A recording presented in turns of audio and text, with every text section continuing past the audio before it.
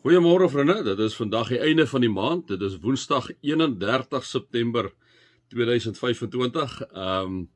Ek hoop julle het sommer net 'n lekker dag vandag. Ek wil tog vir julle so 'n klein bietjie terugvat en is net so dat ons so 'n bietjie stil raak en 'n bietjie reflekteer oor hierdie maand September wat verby is. Ek wil vir julle vra, vriende, waar het julle God sien werk in hierdie maand wat verby is? Dink so 'n bietjie terug van die begin van die maand af tot nou toe. By die werk, waar het julle bewus geraak van God by die werk?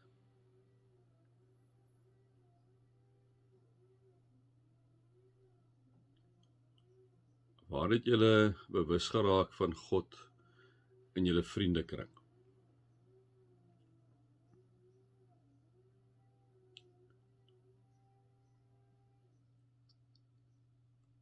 Waar het julle bewus geword van God in julle gesin?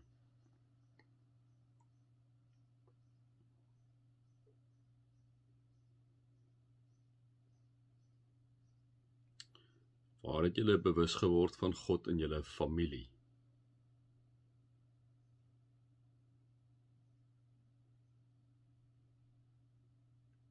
Waar het julle bewus geword van God terwyl julle na die supermarkte toe gegaan het om kos te koop?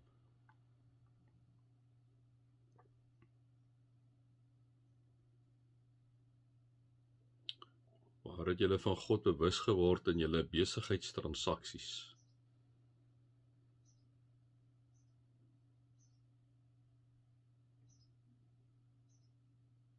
Waar het jy bewus geword van God in die natuur hier in September maand, wat die begin van die lente en die begin van die somer eintlik inlei?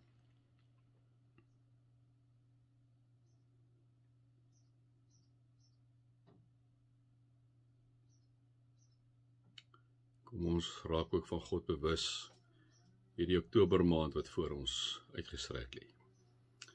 Here, dankie dat U daar is altyd. Amen. Vriende, mag daar vir julle genade en vrede in oorvloed wees, omdat julle God ken, Jesus ken en die Heilige Gees ken. Nou, ons het gister 'n bietjie begin hierso by Paulus se gebed stilstaan in Efesiërs 1 vanaf vers 15.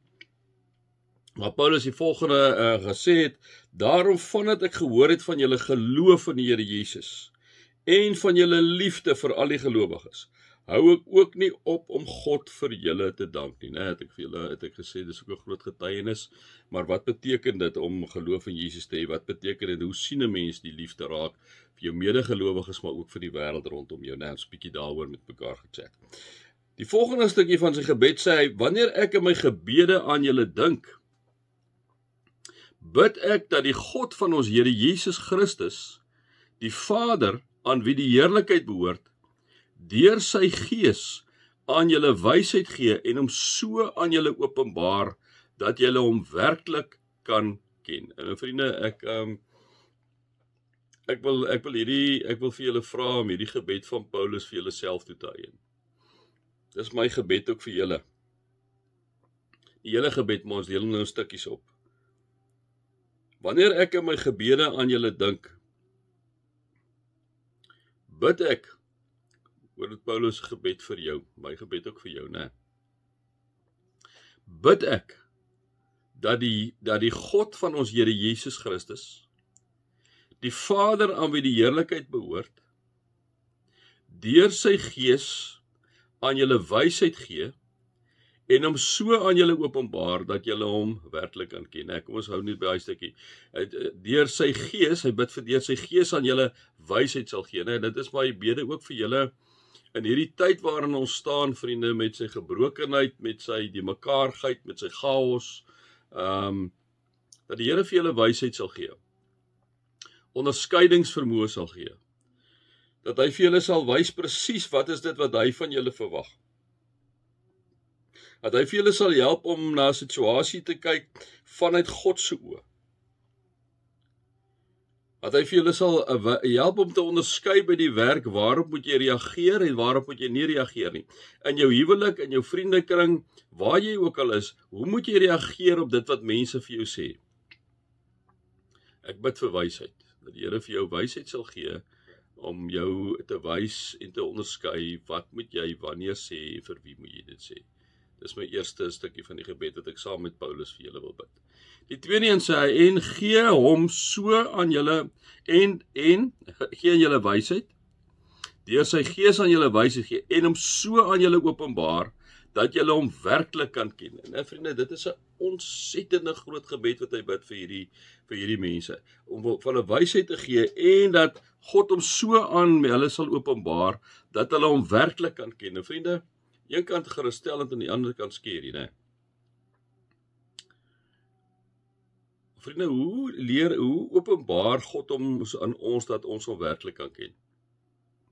En God kan enige iets doen. Hy kan hom openbaar in die manier hoe hy vir jou help by jou werk, deurdat hy vir jou onderskeidingsvermoë gee, wysheid jou. Hy kan hom openbaar aan jou, vriende, deurdat iemand vir jou kom sê, maar hy sien vir Jesus in jou. Hy kan hom openbaar aan jou, terwyl jy in die kerk sit, tydens 'n erediens sit, en hy kom praat met jou deur die stofmannetjie, vroukie, of hy kom praat met jou deur die simboliek, of hy kom praat met jou met die musiek, dan kom openbaar hy hom aan jou.